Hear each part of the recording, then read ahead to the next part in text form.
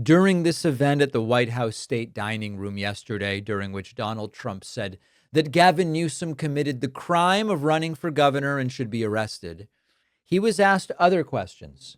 And these questions really provide a window, a bleak window, I have to tell you, a bleak window into Trump's thinking at this point in time. Trump is asked about how in 2020, he said, you can't send in the National Guard unless a governor wants it. But this week, Trump sent in the National Guard, even though no governor wanted it in California. He's asked, why did your view change? And Trump says, well, the difference is the governor is now incompetent. Except in 2020, it was the same damn governor. Listen to this. When you were talking about unrest in American cities, you said, quote, we have to go by the laws. We can't call in the National Guard unless we're requested by a governor. What changed now? Why is this situation different to not consult with Governor Newsom about this? Well, the biggest change from that statement is we have an incompetent governor. So I talked about governors, but I didn't talk about he's an incompetent governor. Look at the job he's doing in California.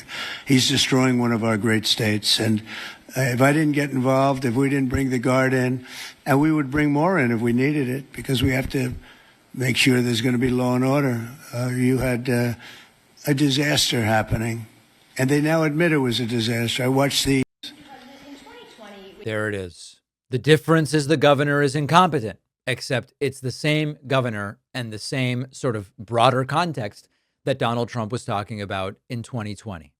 Other topics came up, including Trump being asked after this insane fallout that took place with Elon Musk, do you plan to speak to him? And Trump, ever the loyalty demander, says, Elon's the one who should want to speak to me. On Elon Musk, do you plan to speak to him on the phone anytime soon? I haven't really thought about it, actually. I would imagine he wants to speak to me. I would think that. If I were him, I'd want to speak to me, and maybe he was already called. You'd have to ask him whether or not he's already called. But I'd have no problem with it. If he calls you, pick up and speak with him? Well, I don't want to say that, but I would imagine he'd want to talk to me. Elon, by all reports, is not exactly beating down the door to talk to Donald Trump. It doesn't seem that he is eager to do it. Now, Trump, interestingly, was asked about this alleged physical fight that took place in the White House between Elon Musk and Scott Bessent, which is really emblematic of the dysfunction of this White House and of the absurd nature of Elon Musk ever having been involved. Trump asked, did you see the fight? And Trump goes, I didn't see it, but there was definitely an argument. About the Tesla, did you ever see Elon Musk get physical with the Treasury Secretary? No, I didn't.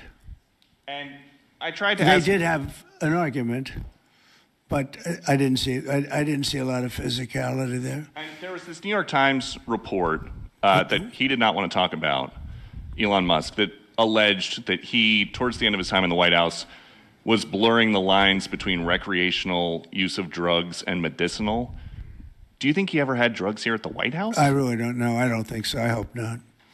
Look, I wish him well. You understand. We had a good relationship, and I just wish him well. Yep, he wishes him well after trashing Tesla, after building up Tesla. Hilariously, the topic of the Tesla did come up, and Trump weirdly alluding to how he has a lot of places he could put that Tesla. He might shove it up. No. Where exactly might he? Trump goes, I've got a lot of places I could put it. Are you going to get rid of the Tesla and the Starlink service that you have here at the White House?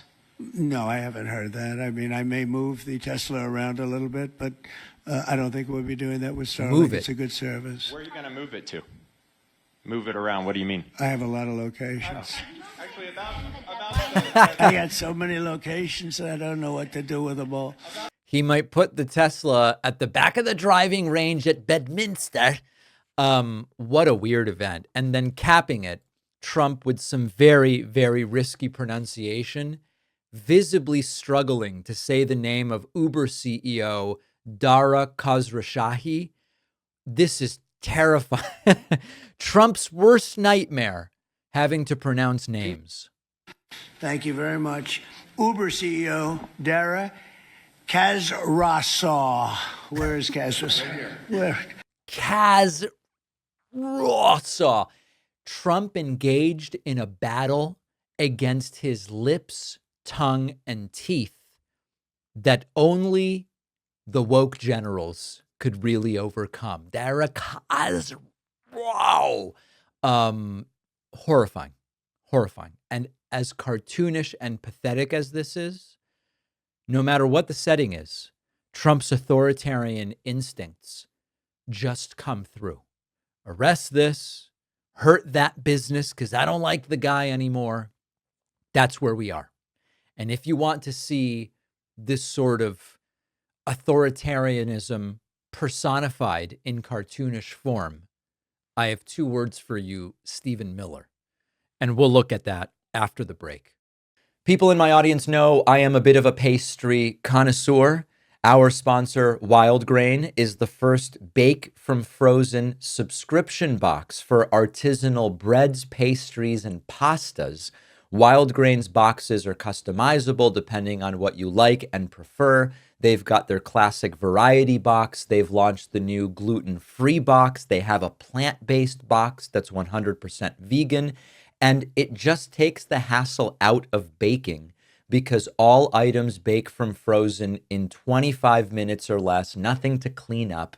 My experience has been awesome. I love the croissants. I was having people over last week, half an hour before, preheat and throw them in the oven, and people love it. Definitely, the croissants are my favorite. The quality and the freshness of the items is extraordinary, and it is just so convenient. Go to wildgrain.com/Pacman to start your subscription and get $30 off your first box, plus free croissants in every box every month. The link is in the description.